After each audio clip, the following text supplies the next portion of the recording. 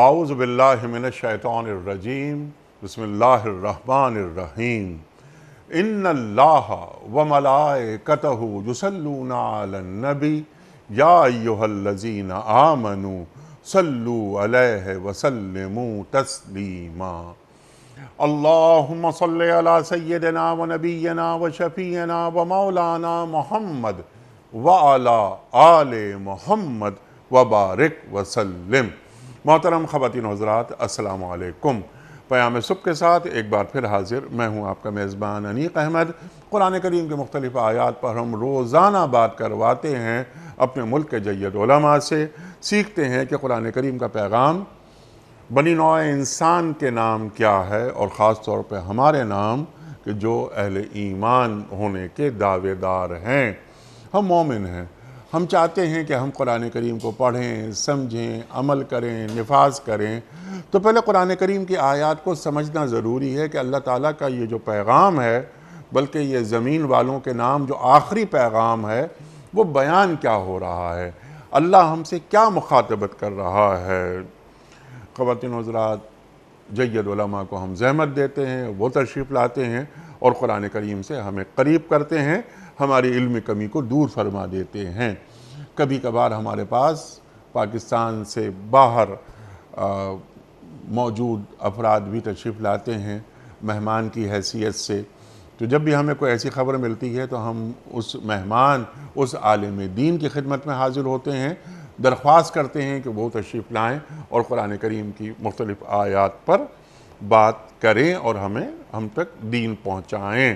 خواتین و حضرات، آج بھی ہم نے ایک ایسے ہی معزز مہمان کو زحمت دی ہے، وہ تشریف لائیں ہانگ کانگ سے۔ ہانگ کانگ کی جو سب سے بڑی مسجد ہے، کولون کی مسجد، اس کے امام ہیں محترم مفتی محمد شعیب صاحب۔ خوش آمدید کہتے ہیں آپ کو۔ تعلق آپ کا کراچی سے ہے اور ایک طویل عرصے سے آپ ہانگ کانگ میں مقیم ہیں۔ تبلیغ دین، اشاعت دین، اللہ تعالیٰ آپ سے کام لے رہا ہے اتنے بڑے بڑے۔ مفتی شعیب صاحب کو خوش آمدید کہتے ہوئے پروگرام کا آغاز اللہ تعالیٰ کے بابرکت نام سے، سورہ احزاب اور آیت نمبر 72 اعوذ باللہ من الشیطان الرجیم بسم اللہ الرحمن الرحیم اِنَّا عَرَضْنَا الْأَمَانَةَ عَلَى السَّمَاوَاتِ وَالْأَرْضِ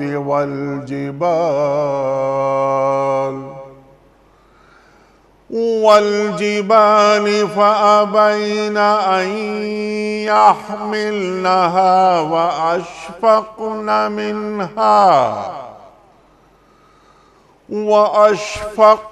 مِنْهَا وَحَمَلَهَا الْإِنسَانُ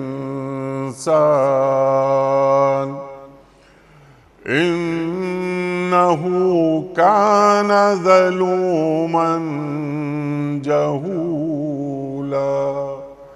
صدق اللہ العظیم۔ ہم نے اس امانت کو آسمانوں اور زمین اور پہاڑوں کے سامنے پیش کیا تو وہ اسے اٹھانے کے لیے تیار نہ ہوئے اور اس سے ڈر گئے، مگر انسان نے اسے اٹھا لیا، بے شک وہ بڑا ظالم اور جاہل ہے۔ صدق اللہ العظیم۔ محترم خواتین و حضرات، آج کے پروگرام کے حوالے سے اس سے پہلے کہ ہم رکھیں پہلا سوال محترم مفتی شعیب صاحب کی خدمت میں، کل کے پوچھے گئے سوال کا درست جواب اور آج کا سوال آپ کی خدمت میں۔ کل کا سوال ہمارا یہ تھا کہ یہ میری ماں کے بعد میری ماں ہیں۔ سرکار دو عالم صلی اللہ علیہ وآلہ وسلم نے یہ جملہ کس شخصیت کے بارے میں فرمایا تھا؟ درست جواب حضرت ام ایمن رضی اللہ تعالی عنہا کے بارے میں۔ آج کا سوال نوٹ فرما لیجئے۔ حضرت حلیمہ سعدیہ رضی اللہ تعالی عنہا کا سرکار دو عالم صلی اللہ علیہ وآلہ وسلم سے کیا رشتہ تھا؟ پھوپھی کا، خالہ کا یا رضائی والدہ کا؟ جو درست جواب آپ سمجھتے ہوں روانہ فرمائیے۔ ہمارے فون نمبرز ہیں 009-221 3452709 ہمارا دوسرا فون نمبر ہے 009221343000980. ہمارا ای میل ایڈریس ps@dunyatv.tv. ہمارا SMS کا نمبر 3031 اور ہمارا واٹس ایپ کا نمبر ہے 00923218250194. حضرت ارشاد فرمائیے. یہ بڑی اہم بلکہ اہم ترین آیات میں سے ایک آیت. قرآن کریم کی ہر آیت ہی اہم ہوتی ہے. اللہ اکبر. اللہ تعالیٰ فرما رہا ہے کہ ہم نے اس امانت کو آسمانوں، زمین، پہاڑوں کے سامنے پیش کیا، اٹھانے سے انکار کر دیا.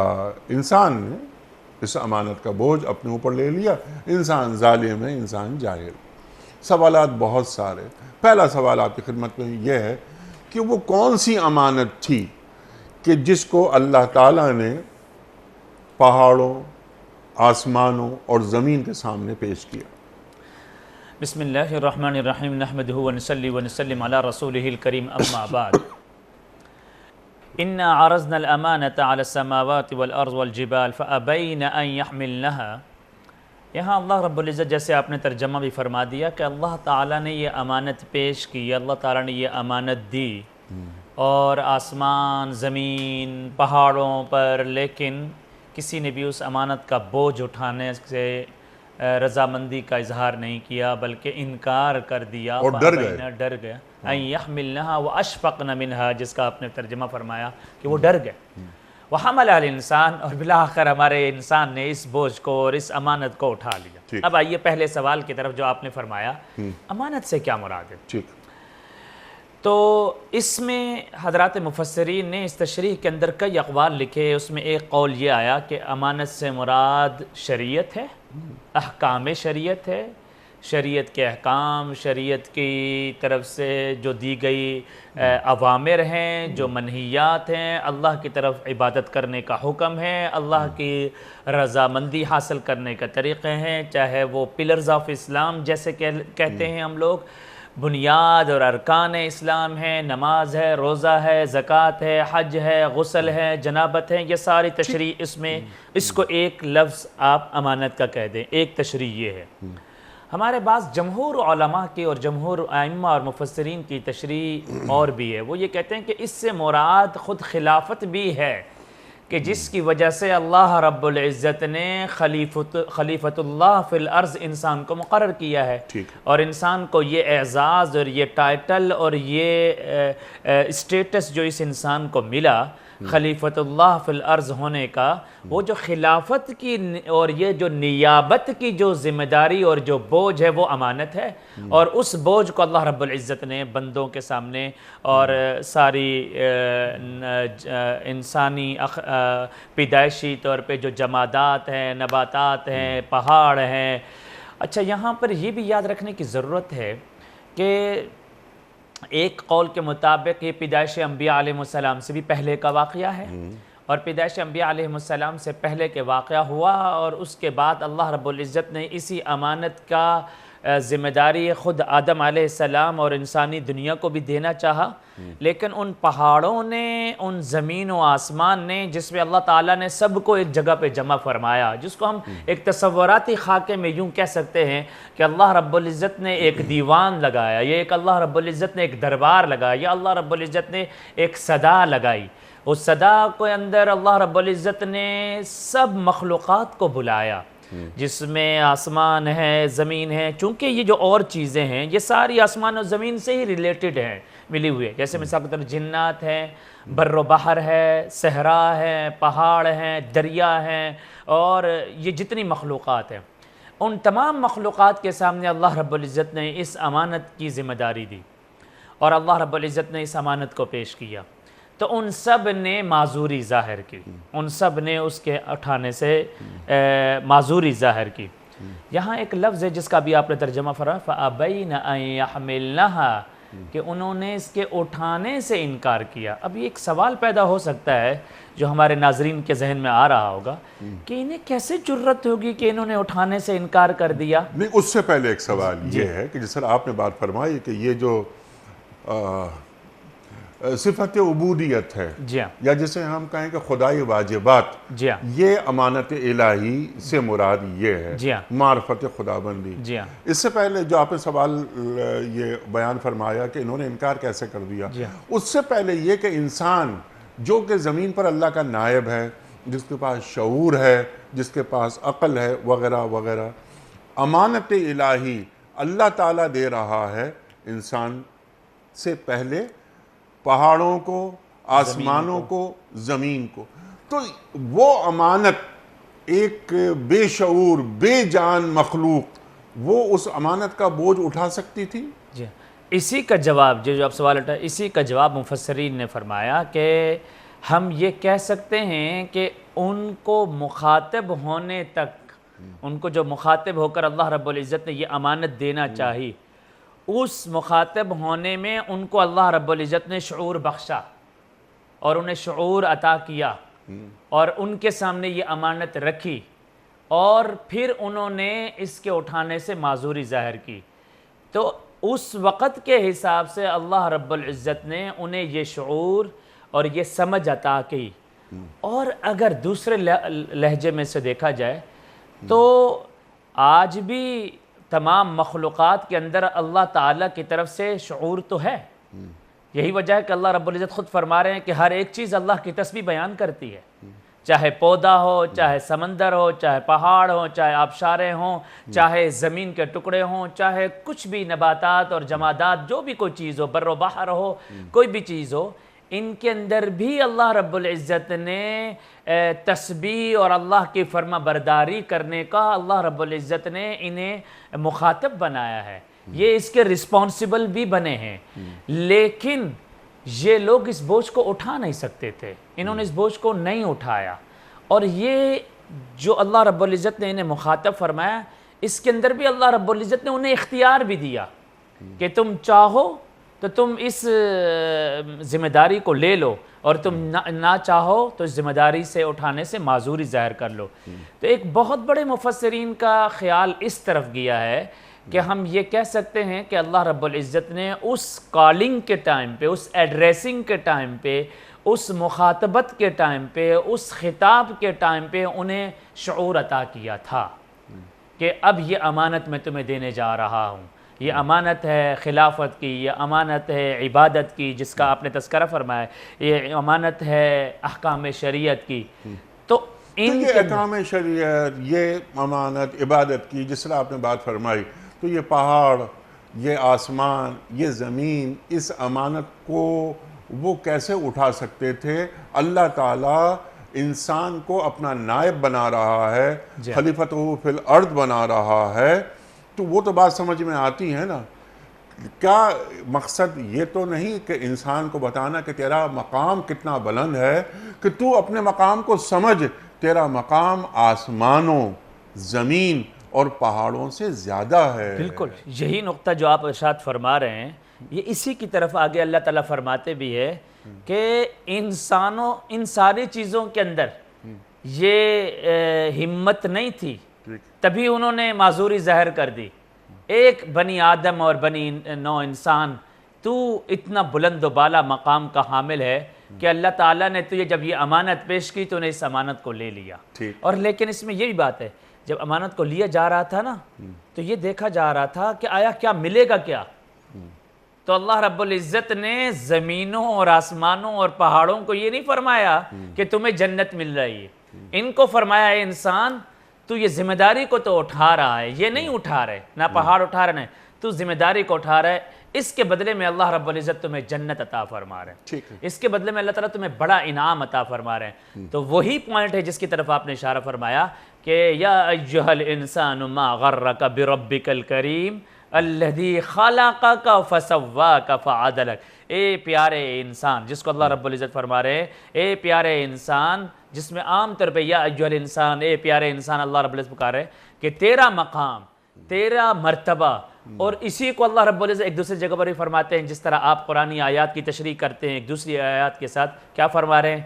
وَلَقَدْ كَرَّمْنَا بَنِي آدم، یوں نہیں فرمایا کہ وَلَقَدْ كَرَّمْنَا الْأَرْضَ وَلَقَدْ كَرَّمْنَا السَّمَاوَاتِ وَلَقَدْ كَرَّمْنَا الْجِبَالِ، یوں نہیں فرمایا، بلکہ ہم نے انسان کو مکرم بنایا، معزز بنایا، مقدس بنایا، محترم بنایا۔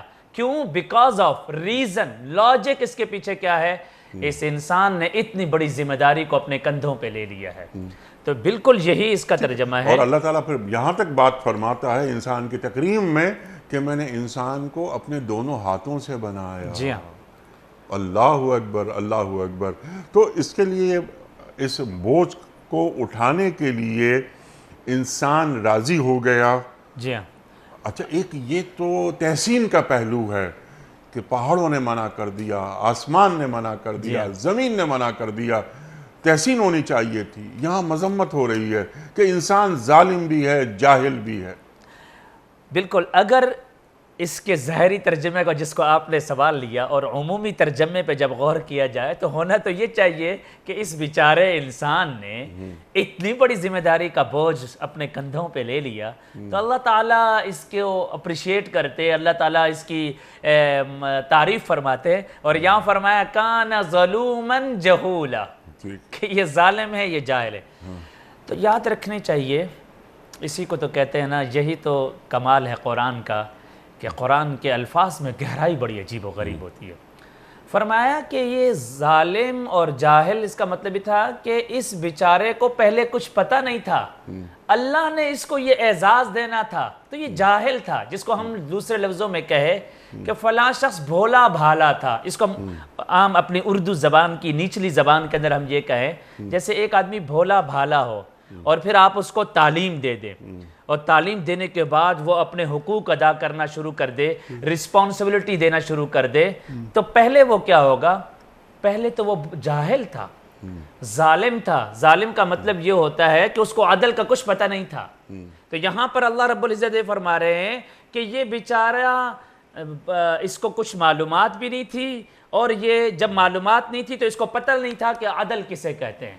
اس کو ایک اور تصویر میں بھی سمجھنے کی ہم کوشش کرتے ہیں۔ ایک بچہ جب پیدا ہوتا ہے، اس بچے کا معاملہ یہ ہوتا ہے، اسے کچھ پتہ نہیں ہوتا کہ ابا کے حقوق کیا ہوتے ہیں، ماں کے حقوق کیا ہوتے ہیں، گھر کو کیسے سنبھالا جاتا ہے۔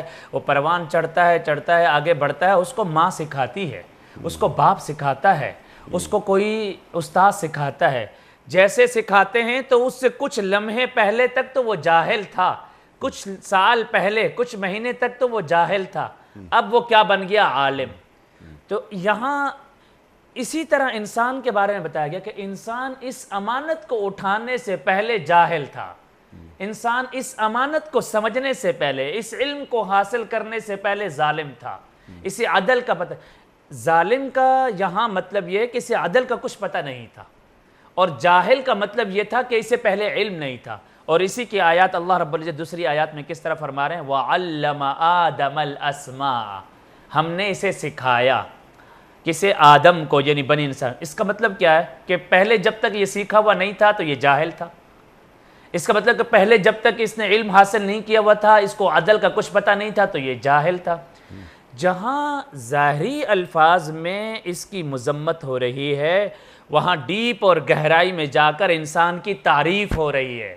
تعریف یہ ہے کہ یہ انسان جاہل تھا، ظالم تھا۔ اس کا مطلب یہ ہے کہ انسان میں اصل فطرت کے اعتبار سے علم کی صلاحیت بھی موجود ہے اور عدل کی صلاحیت بھی موجود ہے۔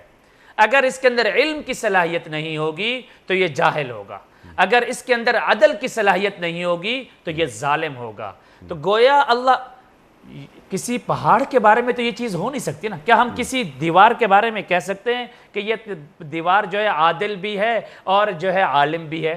ظاہر ہے دیوار نہ عالم بن سکتی ہے، نہ جاہل بن سکتی ہے، نہ عادل بن سکتی ہے، نہ ظالم بن سکتی ہے۔ اسی طریقے سے پہاڑ میں بھی یہ کوالٹی نہیں ہے، اسی طریقے سے آسمان میں بھی یہ کوالٹی نہیں ہے، اسی طریقے سے آبشاروں میں، سمندروں میں، صحراؤں میں، ریگزاروں میں، چرندوں پرند میں یہ کوالٹی نہیں ہے۔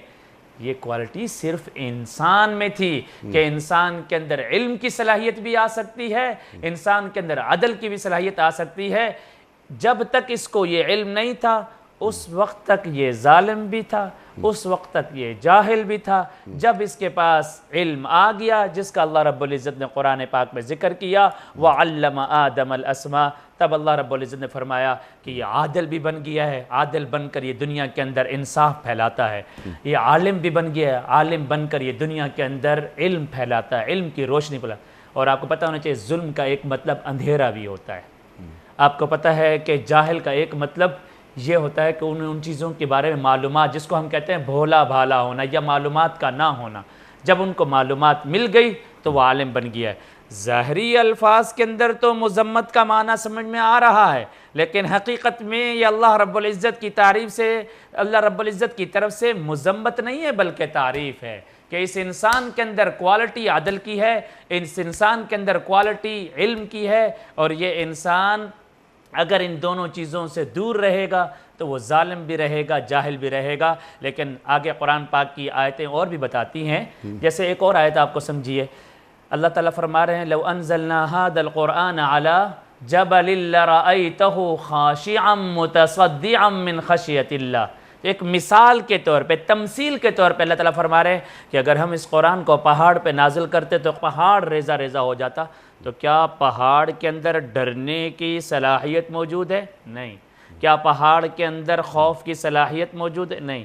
اللہ نے گویا مثال کے طور پہ پیش کیا کہ اس قرآن کا مقام اتنا بلند و بالا ہے کہ پہاڑوں جتنی طاقت بھی. تِلْكَ الْأَمْثَالُ نَضْرِبُهَا لِلنَّاسِ لَعَلَّهُمْ تو يَتَفَكَّرُونَ. وہاں پر بھی تمثیل کا تذکرہ ہے، یہاں پر بھی ایک تمثیل کا ذکر ہے کہ ان کے اندر کوئی صلاحیت نہیں ہے. ایک بنی نوع انسان کے اندر یہ صلاحیت ہے. اس کا مقام بہت بلند ہے. سبحان اللہ سبحان اللہ. آپ نے بالکل واضح کر دی بات. لیکن سوالات کچھ اٹھتے ہیں اس ذیل میں. اللہ تعالیٰ نے یہ امانت انسان کو دی، انسان نے اس کو اٹھا لیا، اس کا بوجھ. ظالم ہے، جاہل ہے، ظلوماً جہولا. انسان کی جیسے سوال ہم نے رکھا تھا کہ تحسین ہونی چاہیے تھی، تعریف ہونی چاہیے تھی. ظالم اور جاہل کیوں کہہ رہا ہے اللہ؟ اس کو اگر مفتی صاحب ایک اور زاویے سے دیکھیں کہ ہم نے سب کچھ دیا، اسے عقل دی، شعور دیا، اس کو ارادے کی قوت بھی دے دی. یہ پہاڑوں کو ارادے کی قوت نہیں ہے، زمین آسمان ان کے پاس نہیں ہے. لیکن ان تمام چیزوں کے باوجود، عقل کے بعد، شعور کے بعد بھی یہ انسان مومن ہے، مشرک ہے، منافق ہے. انسانوں کی قسمیں لَقَدْ خَلَقْنَا الْإِنسَانَ فِي أَحْسَنِ تَقْوِيمٍ. بہترین انداز سے تقویم انسان کی تخلیق ہوئی. لَقَدْ خَلَقْنَا الْإِنسَانَ فِي أَحْسَنِ تَقْوِيمٍ ثُمَّ رَدَدْنَاهُ أَسْفَلَ سَافِلِينَ. صحیح فرمایا. انسان یعنی گرا بھی ایسا گرا کہ سب سے نچلے درجے میں چلا گیا. اللہ اکبر. تو ہم نے انسان کو تو ایک مقام ہم دینا چاہ رہے تھے، اور وہ مقام اس لیے کہ وہ اس امانت کا بار اٹھانے کا اہل ہو جائے. لیکن کیا یہ جو بات آپ نے فرمائی ہے تمام انسانوں پر اس کا اطلاق ہو رہا ہے، یا ان انسانوں پر اطلاق ہو رہا ہے کہ جو اپنی معرفت بھی رکھتے ہیں، یعنی اپنا مقام، کہ میرا مقام اللہ تعالیٰ نے کیا طے کیا ہے، اور ان کے اندر معرفت خداوندی بھی موجود ہے؟ ارشاد. یہ جو آپ نے فرمایا کہ کیا یہ سارے کے سارے انسانوں کو اللہ رب العزت نے اس کی ذمہ داری سونپی تھی؟ تو جواب تو یہی ہے کہ اللہ رب العزت نے یہ ذمہ داری، یہ امانت، یہ شریعت، یہ اسلام، یہ دین، یہ عبادت کی ذمہ داری تو اللہ رب العزت نے سارے انسانوں کو دی.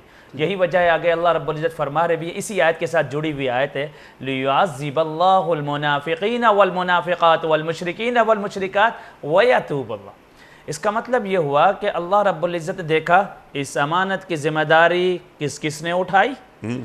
اس میں سے مومنین نے اٹھا لی، مشرکین نے نہیں اٹھائی، منافقین نے نہیں اٹھائی. تو جب وہ نہیں اٹھائی وہ عذاب کے اندر چلے جائیں گے. اگلی آیت اس کا اسی کے ساتھ جڑی ہوئی ہے.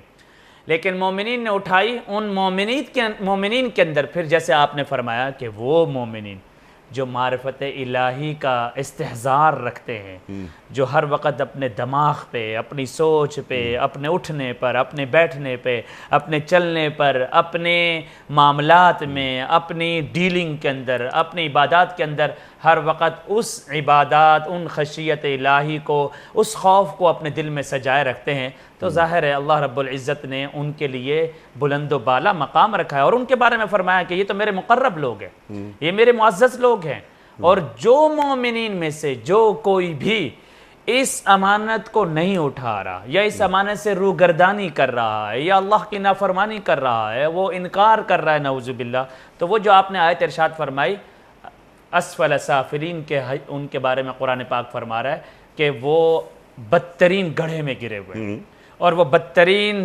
نچلے درجے کے اندر چلے گئے۔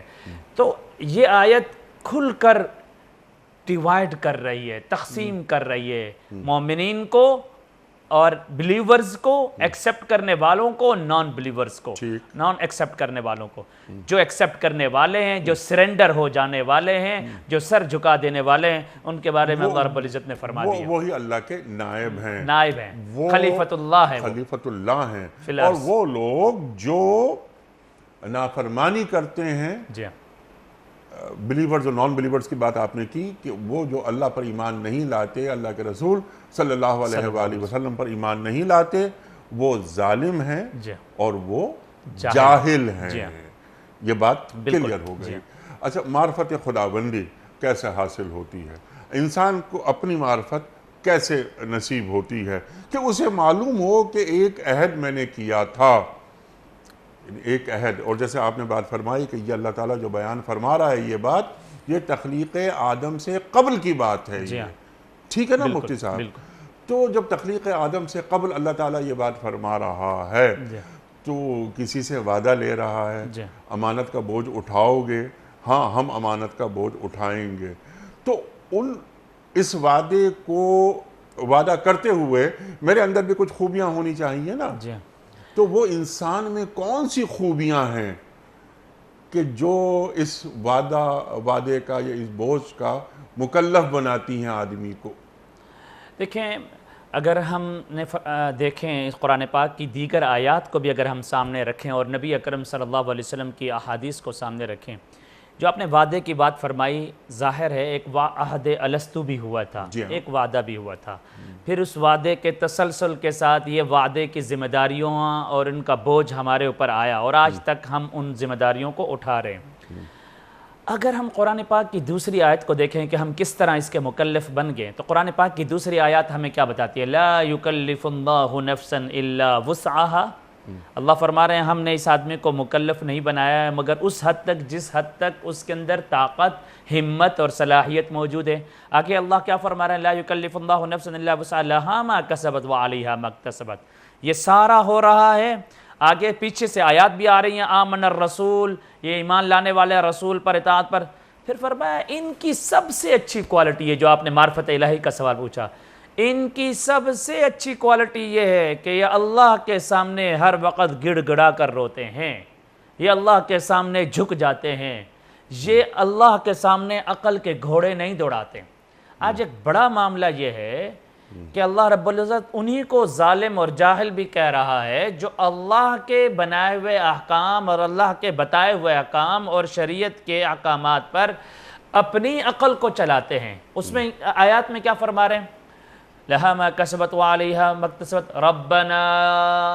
اللہ تعالیٰ باقاعدہ دعا بھی سکھا رہے ہیں ان معرفت الہی والے لوگوں کو، لا تؤاخذنا، یا اللہ ہماری پکڑ نہ کرنا، ربنا ولا تحمل علینا اصرا کما حملتہ علی الذین من قبلنا ربنا ولا تحملنا ما لا، یا اللہ وہ بوجھ ہم پر نہ ڈالنا، وہ امانت نہ ڈالنا جو امانت ہم سنبھال نہ سکیں، جو ہم کر نہ سکیں، جس کو ہمارے اندر ہمت نہ ہو۔ لا تحملنا ما لا طاقت لنا بھی، پھر کیا فرمایا؟ واعف عنا واغفر لنا وارحمنا انت مولانا فانصرنا علی القوم الکافرین۔ تو ان آیتوں کے اندر اللہ رب العزت فرما رہے ہیں کہ جو اللہ رب العزت کا ڈر اور خوف اور خشیت رکھ رہا ہے وہ معرفت الہی کو لے کے بیٹھا ہوا ہے، اور وہ میرا مقرب بندہ بھی ہے۔ تبھی نبی اکرم صلی اللہ علیہ وسلم کی ایک حدیث حضرت حذیفہ رضی اللہ تعالیٰ عنہ بیان کرتے ہیں، انیق صاحب بسا اوقات وہ حدیث جب سنتے ہیں تو دل دہل جاتا ہے۔ نبی اکرم صلی اللہ علیہ وسلم نے فرمایا کہ ایک زمانہ ایسا آئے گا کہ لوگوں سے امانتیں ختم ہو جائیں گی، اور امانت کا تصور لوگوں سے ختم ہو جائے گا. یعنی شریعت کو وہ بہت کمزور سمجھیں گے اور عبادت کو بہت کمزور سمجھیں گے, اور ان چیزوں کے ساتھ خود ان کے اندر صدق اور دیانت بھی ختم ہو جائے گی. اور پھر فرمایا, حضرت حذیفہ رضی اللہ تعالیٰ عنہ فرما رہے ہیں کہ نبی اکرم صلی اللہ علیہ وسلم فرما رہے ہیں کہ صبح جب اٹھے گا نا تو وہ امانت اس سے سلب ہو چکی ہوگی, اور پورے معاشرے امانت دار لوگوں سے ختم ہوتے چلے جائیں گے. خشیت الہی کے والے لوگ ختم ہو جائیں گے, اللہ کے ولی بندے نظر نہیں آئیں گے, اللہ کا استحضار رکھنے والے, اس امانت کو سنبھالنے والے نظر نہیں آئیں گے. پھر آگے نبی اکرم صلی اللہ علیہ وسلم فرمایا کہ زمانہ ایسا آ جائے گا کہ لوگ کہیں گے فلاں قبیلے میں, فلاں علاقے میں فلاں بندہ امانت والا ہے. نعوذ باللہ. یعنی امانت والے لوگ ایسے ختم ہو جائیں گے کہ لوگ دور دراز جگہوں پہ جا کر یہ کہیں گے فلاں قبیلے کا فلاں بندہ. یعنی پورے قبیلے, پورے علاقے, پورے شہر امانت دار لوگوں سے ختم ہو جائیں گے. اور آپ نے وہ حدیث تو مشہور سنی ہوگی, ہمارے ناظرین اور سامعین نے بھی سنی ہے. نبی اکرم صلی اللہ علیہ وسلم نے صاف فرمایا لا ایمان لمن لا امانت لہ. جی ہاں, جس کے اندر ایمان, امانت کی صفت نہیں ہے, وہ اس کے اندر ایمان نہیں ہے. آپ نبی, اچھا امانت کا مفہوم میں نے پہلے جیسے عرض کیا بڑا وسیع ہے, صرف شریعت کے حکم تک محدود نہیں ہے. امانت کا حکم صرف اور صرف عبادات کے حکم تک محدود نہیں ہے, بلکہ جمہور علماء نے اس کو مطلقاً امانت قرار دیا ہے کہ اس کو مطلقاً جو اللہ رب العزت نے نبی اکرم صلی اللہ علیہ وسلم کو بتایا اور نبی اکرم صلی اللہ علیہ وسلم نے امت کو بتایا. اور اس میں بھی ایک بات یاد رکھنے کی ضرورت ہے, امانت کے اندر بھی نبی اکرم صلی اللہ علیہ وسلم نے کچھ چیزیں ایسی رکھی تھی جو نبی اکرم صلی اللہ علیہ وسلم نے کچھ خاص صحابہ کرام کو اطلاع دی تھی. حذیفہ بن یمان کے بارے میں یہی آتا ہے, بلکہ ایک حدیث میں نبی اکرم صلی اللہ علیہ وسلم نے باقاعدہ نشانیاں بتائی تھی کہ یہ وہ لوگ ہوں گے جو امانت اور دیانت والے لوگ ہوں گے, اور یہ وہ لوگ ہوں گے جو امانت اور دیانت والے لوگ نہیں ہوں گے. پھر نبی اکرم صلی اللہ علیہ وسلم نے فرمایا, حضرت ابو ہریرہ رضی اللہ تعالیٰ نقشہ کھینچ رہے, حفظت رسول اللہ صلی اللہ علیہ وسلم وعاءین, میں نے نبی اکرم صلی اللہ علیہ وسلم سے علم کے, امانت کے, حکمت کے, شریعت کے 2 بھرے ہوئے پیالے لیے ہیں. یہ حضرت ابو ہریرہ فرما رہے, اما احدہما, ایک وہ علم اور حکمت اور امانت کا جو پیالہ ہے, فبسستہ فیکم, وہ تو میں نے اپنی احادیث کے ذریعے تمہیں بتا دی ہیں. واما الاخر, اور ایک علم و شریعت اور ایک پیالہ ایسا ہے, فلو بسستہ قطع ھذا البلعوم, اگر وہ میں نے تمہارے سامنے پیش کر دیا تو تمہاری شہرگیں کٹ جائیں گی. تو نبی اکرم صلی اللہ علیہ وسلم نے جا بجا صحابہ کرام کو امین بننے کا حکم دیا اور فرمایا کہ امانت کرو. یہی وجہ ہے کہ نبی اکرم صلی اللہ علیہ وسلم نے جہاں تک فرما دیا کہ اگر کوئی تاجر امانت دار بھی ہوگا نا, وہ نبیوں کے ساتھ اٹھایا جائے گا. کوئی اگر اپنے معاملات کا, نبی اکرم صلی اللہ علیہ وسلم کے کئی القاب میں سے ایک لقب تو امین کا بھی تو ہے نا. نبی اکرم صلی اللہ علیہ وسلم کے بارے میں یہ بھی تو فرمایا جا رہا ہے کہ جی ہم ان کی نبوت کو نہیں مانتے, جی ہم ان کی رسالت کو نہیں مانتے, جی ہم ان کے خدا کو اور اللہ کو نہیں مانتے, ہم نماز, روزہ, زکوٰۃ سب کچھ نہیں مانتے, لیکن جب ایک بات آتی ہے اس پہ یہ سارے کافر سر جھکا کر بیٹھ جاتے ہیں اور کہتے ہیں ہاں ایک کوالٹی ایسی ہے کہ نبی صلی اللہ علیہ وسلم امانت والے ہیں, امن دینے والے ہیں اور امانت کا خیال رکھنے والے ہیں. تو ان آیات کو اگر پرکھا جائے, دیکھا جائے, تو ایک مسلمان کی سب سے بڑی کوالٹی یہ ہے کہ وہ امانت دار ہونا چاہیے. وہ دین کے ساتھ بھی امانت دار رہے, وہ اپنے معاملات کے اندر بھی امانت دار رہے, وہ اپنی فیکٹری میں امانت دار رہے, وہ اپنی تجارت میں امانت دار رہے, وہ اپنی عبادت کے اندر بھی امانت دار رہے. یہ نہیں ہے کہ اگر مسجد میں کچھ لوگ کھڑے ہوں گے تو میں ساتھ کھڑا ہوں گا تو میں آہستہ آہستہ نماز پڑھوں گا, سکون سے نماز پڑھوں گا, کیونکہ ساتھ والا مجھے دیکھے گا ارے یہ جلدی سجدہ کر رہا ہے, اور جب میں بالکل اکیلا تنہا ہوں گا تو میں بالکل جلدی نماز پڑھ لوں گا. ایک دفعہ نبی اکرم صلی اللہ علیہ وسلم نے ایک صحابی کو فرمایا صلی فإنک لم تصلی, تو نماز دوبارہ پڑھ, تو نے نماز نہیں پڑھی ہے. اس صحابی نے عرض کیا یا رسول اللہ صلی اللہ علیہ وسلم میں نماز پڑھ چکا ہوں. نبی اکرم صلی اللہ علیہ وسلم فرمایا صلی فإنک لم تصلی, تم نے صحیح نماز نہیں پڑھی, یعنی نماز کو امانت کے ساتھ نہیں پڑھا ہے, تم نے نماز کی امانت کا خیال نہیں رکھا ہے. دوسری مرتبہ اس نے پھر پڑھی, پھر نبی اکرم صلی اللہ علیہ وسلم کے پاس آیا اور عرض کیا یا رسول اللہ علمنی الصلاۃ یا رسول اللہ، میں نے تو بار بار پڑھی ہے، اب تو مجھے نہیں پتہ کیسے نماز پڑھنی ہے، تو آپ مجھے نماز سکھا دیجئے۔ تو نبی اکرم صلی اللہ علیہ وسلم نے اسے یہی سکھایا ہے کہ تو نماز میں امانت نہیں دکھا رہا، یعنی تعدیل ارکان نہیں کر رہا، تو عدل کے ساتھ نماز نہیں پڑھا رہا۔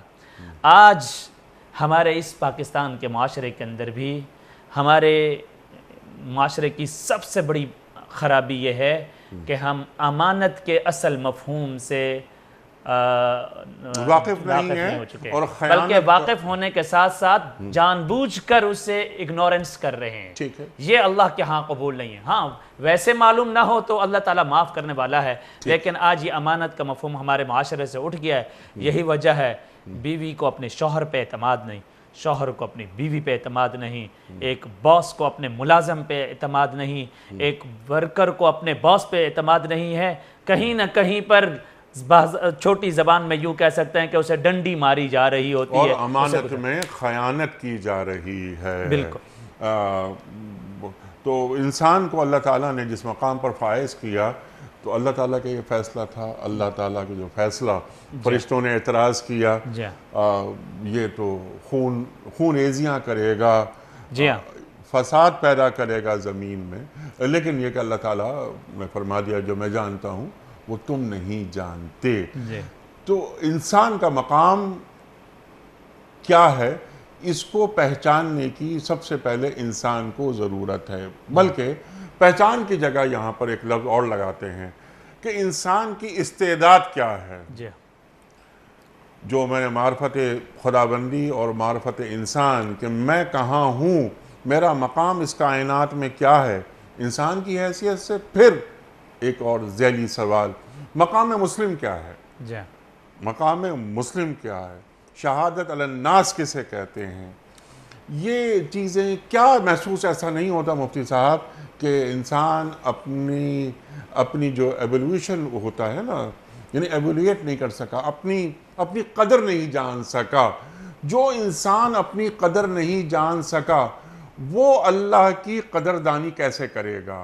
ما قدر اللہ حق قدر ہی، اللہ تعالیٰ قرآن کریم میں فرماتا ہے کہ کیا تم نے اللہ کی قدر اس طرح کی جیسا کہ قدر کرنے کا حق تھا؟ جی ہاں، تو پہلے میں اپنے آپ کو تو پہچانوں کہ اللہ تعالیٰ نے مجھے تخلیق کیوں کیا ہے۔ وَمَا خَلَقْتُ الْجِنَّ وَالْإِنسَ إِلَّا لِيَعْبُدُونَ، تو یہ اِلَّا لِيَعْبُدُونَ ہے کیا؟ اس کائنات کی تسخیر کرنے کے لیے اللہ تعالیٰ نے مجھے پیدا کیا، اور اس کائنات کو تسخیر کر کے میں اللہ کے سامنے مسخر ہو جاؤں۔ تو استعداد انسان کو معلوم ہونے چاہیے کہ میرا مقام کیا ہے۔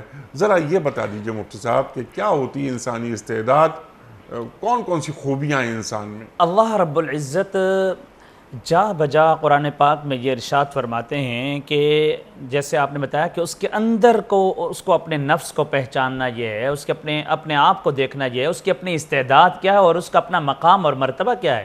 اب دیکھیے قرآن پاک کیا فرما رہا ہے، وَلْتَنْظُرْ نَفْسٌ مَا قَدَّمَتْ لِغَدٍ وَاتَّقُوا اللَّهَ، یعنی آیت کو شروع میں بھی تقوی سے لیا، آیت کو آخر میں تقوی، اور پھر درمیان میں یہ بات لئی اپنا مقام تو پہچانو۔ أَلَمْ نَجْعَلِ الْأَرْضَ مِهَادًا، ارے تمہاری خاطر تو میں نے یہ ساری زمینوں اور آسمان کو مسخر کیا، لیکن ایک تو بھولا بالا انسان ہے کہ تو اپنے مقام کو نہیں پہچان رہا۔ میں نے سب سے زیادہ بلند و بالا مقام تجھے عطا کیا۔ میں نے ان تمام اللہ کی مخلوقات تو بہت ساری ہے جو لا تعداد ہے، جسے گنا نہیں جا سکتا، جسے بولا نہیں جا سکتا، جسے لکھا نہیں جا سکتا۔ اللہ رب العزت فرما رہے ہیں وہ آپ والی بات کہ نفس کو کیسے پہچانا جائے۔ اللہ یہاں فرما رہے ہیں، اللہ تعالیٰ فرما رہے ہیں وَلْتَنْظُرْ نَفْسٌ مَا قَدَّمَتْ لِغَدٍ وَاتَّقُوا اللَّهَ إِنَّ اللَّهَ خَبِيرٌ بِمَا تَعْمَلُونَ، اور تم پرکھو، احتساب کرو، ہر وقت اپنا محاسبہ کرو کہ تمہارے اعمال ٹھیک ہو رہے ہیں یا نہیں، اور کیا تمہیں اللہ نے جس مقصد، جس اعلیٰ اور بلند و بالا مقصد کے لیے تمہیں اللہ تعالیٰ نے پیدا کیا تھا، وہ بلند و بالا مقصد تم حاصل کر پا رہے ہو یا نہیں، یا صرف کھا پی کر اور کچھ پراپرٹی اور کچھ بزنس اور کچھ پیسہ بنا کر تم چلے جاؤ گے۔ یہ تو جانور بھی کر سکتا ہے، یہ کام تو وہ مخلوقات کر رہی ہیں جن مخلوقات کو اللہ نے یہ شرف نہیں بخشا، اور یہ مجھے اور آگے کہنے دیجئے، یہ کام تو کافر بھی کر رہا ہے کہ وہ بھی اپنے بچے کو پال لیتا ہے، کافر بھی اپنے بچے کو ایجوکیشن دے دیتا ہے، کافر بھی جو ہے بزنس کر لیتا ہے، کافر بھی جا کے اپنے کام جو اس کی ذمہ داریاں رسپانسبلٹیز وہ کر لیتا ہے، وہ بھی اپنی ذمہ داریاں ادا کر لیتا ہے، اس کو بھی پتہ ہوتا ہے کہ مجھے کیا کچھ کام کرنا ہے۔ ما هو الفرق بین المسلم و بین الکافر، کیا فرق ہے اس کے درمیان اور اس کے درمیان؟ اب مفتی صاحب کیونکہ پروگرام کا وقت ختم ہو رہا ہے، بہترین بات آپ نے فرمائی، اور آپ کی ہی بات کو ذرا آگے بڑھاتے ہوئے آپ سے ایک سوال آپ کی خدمت پہ رکھیں گے۔ ایک مسلمان گھرانہ ہے، اس کے گھر میں عبداللہ پیدا ہوا، ایک غیر مسلم گھرانہ ہے، مثال کے طور پر وہاں پر ایک رام لال پیدا ہو گئے، تو عبداللہ اور رام لال دونوں بچے بڑے ہوتے چلے گئے، اسکول گئے، کالج گئے، یونیورسٹی گئے، شادیاں ہوئیں، بچے پیدا کیے انہوں نے اور مر گئے۔ تو عبداللہ میں اور رام لال میں اللہ نے کوئی فرق تو رکھا ہے نا؟ بالکل۔ تو اس کے لیے ایک معرفت انسانی ضروری ہے، پہلے اپنی معرفت الہی تو ایک بہت بڑا سبجیکٹ ہے۔ سوال یہ پیدا ہوتا ہے کہ ہمارے پاس اپنے آپ کو یعنی خود شناسی کے بعد خدا شناسی، اللہ اکبر، تو کیا یہ اس طریقے سے ہمارے جو بڑے ہیں، ہماری جو مذہبی قیادتیں ہیں، ہمارے علماء ہیں، ہمارے مفسرین ہیں، ہمارے شیخ الحدیث ہیں، کیا انسان کو انسان کے مقام سے آگاہ کر رہے ہیں؟ اللہ اکبر کبیرہ، آپ نے جس مثال کے ذریعے سے آگے سوال کیا بہت اہم ذمہ داری ہے۔ میں سمجھتا ہوں آج کے ہر ممبر کی یہ ذمہ داری ہونی چاہیے کہ وہ ہر جمعے میں یا ہر مجلس میں انسان کو انسان شناسی سکھائی جائے، اسے خود شناسی سکھائی جائے، اسے پتہ ہو کہ تمہارے اور عام لوگوں کے درمیان کیا فرق ہے۔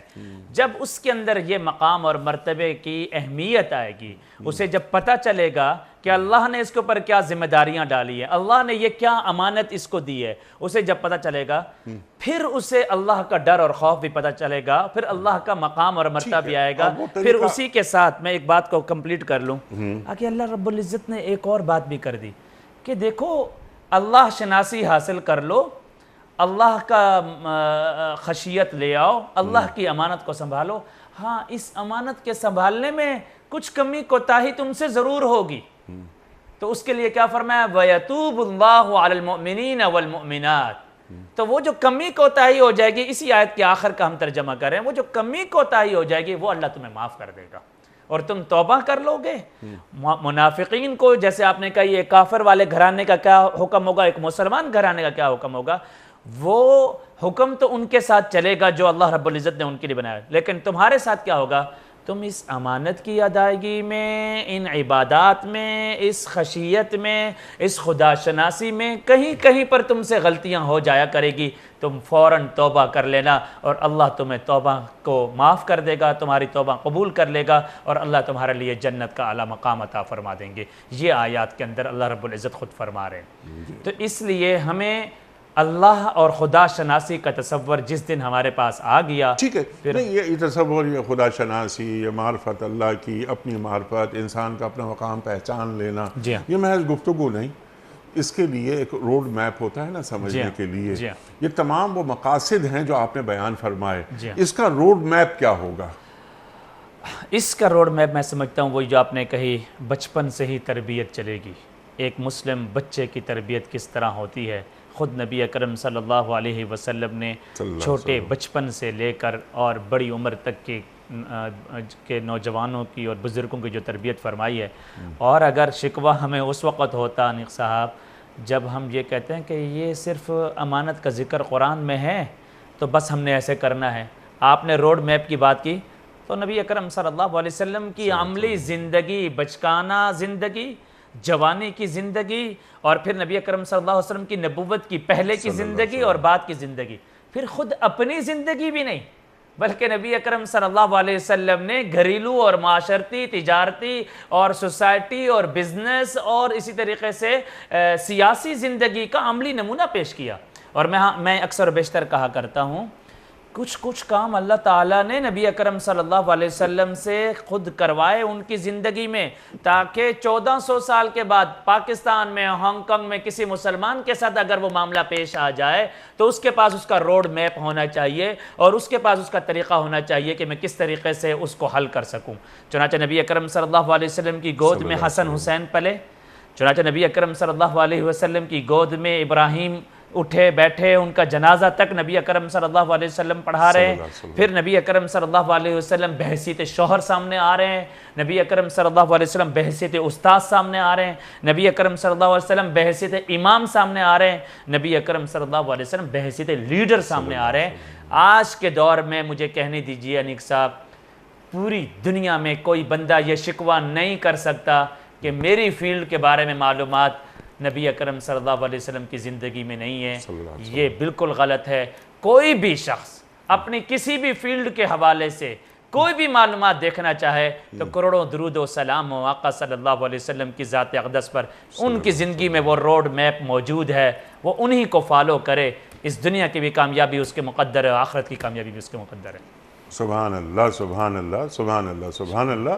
تو انسان کے لیے ضروری ہے کہ پہلے وہ اپنے آپ کو پہچانے۔ جی جب تک وہ اپنے آپ کو نہیں پہچانے گا تو وہ خدا کو کیسے پہچان سکے گا؟ اس عبادت میں کوئی بھلائی نہیں جی جس میں غور و خوص نہ ہو۔ بالکل۔ حضرت علی کرم اللہ وجہہ فرماتے ہیں، تو معلوم تو ہونا ہے کہ کائنات، وہ اقبال فرماتے ہیں کہ جہاں ہے تیرے لیے تو نہیں جہاں کے لیے۔ تو مجھے معلوم ہو کہ میں دنیا میں کیوں بھیجا گیا ہوں، میری اندر کی جو آنکھ ہے یا یہ باطنی آنکھ وہ کیسے کھلے گی، میرے شعور کا ارتقاء کیسے ہوگا، مجھے اپنا مقام پہچاننے کے لیے کیا کرنا پڑے گا۔ مجھے اپنا مقام میں نہیں پہچان سکا تو میں اللہ کا مقام کیسے پہچانوں گا، یا میں اپنے معبود کو معبود کی منزل پہ کیسے رکھوں گا؟ کیا میں عبودیت کے حقوق ادا کر سکوں گا؟ نہیں ادا کر سکوں گا تو مجھے معلوم تو ہو کہ میرا جو اللہ ہے وہ کیا ہے اور وہ کہاں ہے، اس کا مقام کیا ہے، اس کی صفات کیا ہے۔ مفتی صاحب بڑا شکر گزار، آپ تشریف لائے اور حسب روایت آج بھی ہم نے آپ سے بہت سیکھا۔ شکریہ۔ خواتین و حضرات، پروگرام کا وقت یہاں مکمل ہو رہا ہے۔ بہت اہم گفتگو اور بہت اہم نکات وہ سامنے آئے کہ اللہ تعالیٰ قرآن کریم کی اس آیت میں کیا کیا فرمانا چاہ رہا ہے۔ اللہ اکبر، اللہ اکبر۔ انسان کا مقام کہ وہ امانت جو پہاڑ نہیں اٹھا سکے منع کر دیا، آسمان نہیں اٹھا سکے، زمین نہیں اٹھا سکے منع کر دیا، اس بار کو، اس امانت الہی کو انسان نے اٹھا لیا جو کہ ظالم ہے، جو کہ جاہل ہے۔ خواتین و حضرات، انسان نے کیوں اٹھایا اور انسان کے اندر وہ کون کون سی خوبیاں ہیں کہ جو پہاڑوں کے پاس ہو نہیں سکتی، آسمانوں کے پاس نہیں ہو سکتی، زمین کے پاس نہیں ہو سکتی۔ اللہ تعالیٰ نے انسان کو اپنا نائب بنایا ہے، اور جب اللہ تعالیٰ انسان کو اپنا نائب بنا رہا ہے تو اسے معلوم ہے کہ انسان میں کتنی استعداد ہے اور انسان میں کتنی خوبیاں پائی جاتی ہیں۔ وقت مکمل ہوا، بہت ساری گفتگو مزید ہو سکتی ہے، انشاءاللہ کسی اور پروگرام میں کریں گے۔ کوئز کل کا سوال ہمارا یہ تھا، یہ میری ماں کے بعد میری ماں ہیں۔ سرکار دو عالم صلی اللہ علیہ وآلہ وسلم نے یہ جملہ کس شخصیت کے بارے میں فرمایا تھا؟ درست جواب حضرت ام ایمن رضی اللہ تعالی عنہا کے لیے۔ آج کا سوال نوٹ فرما لیجئے۔ حضرت حلیمہ سعدیہ رضی اللہ تعالی عنہا کا سرکار دو عالم صلی اللہ علیہ وآلہ وسلم سے کیا رشتہ تھا؟ پھوپھی کا، خالہ کا یا رضائی والدہ کا؟ جو درست جواب آپ سمجھتے ہوں روانہ فرمائیے۔ ہمارے فون نمبرز ہیں 0092221 345 27009۔ ہمارا دوسرا فون نمبر ہے 009221343 00980۔ ہمارا ای میل ایڈریس ps@duniatv.tv۔ ہمارا SMS کا نمبر 3031 اور ہمارا واٹس ایپ کا نمبر ہے 00923218250194۔ حضرت ایک پرچی نکال کر اعلان فرما دیجئے۔ آج کے ونر کا نام آپ اعلان فرمائیں گے، اور آج کے ونر ہیں مسعود احمد، کراچی۔ مسعود احمد صاحب کراچی سے آپ کی خدمت میں دنیا ٹی وی کی جانب سے دینی کتب پر مشتمل گفٹ ہیمپر آپ کے گھر بذریعہ کوریئر روانہ کیا جا رہا ہے۔ آپ کو بہت بہت مبارک ہو۔ پیام صبح کا اختتام ہوتا ہے روزانہ ایک قول پر، اور وہ قول ہوتا ہے صاحب نہج البلاغہ امیر المومنین حضرت علی مرتضیٰ کرم اللہ وجہہ کا۔ آپ فرماتے ہیں کہ سختی کے ساتھ کچھ نرمی کی آمیزش کیے رہو، سختی کے ساتھ کچھ نرمی کی آمیزش کیے رہو۔ سبحان اللہ سبحان اللہ۔ اپنے میزبان انیق احمد کو کل تک کے لیے اجازت دیجیے۔ خدا حافظ۔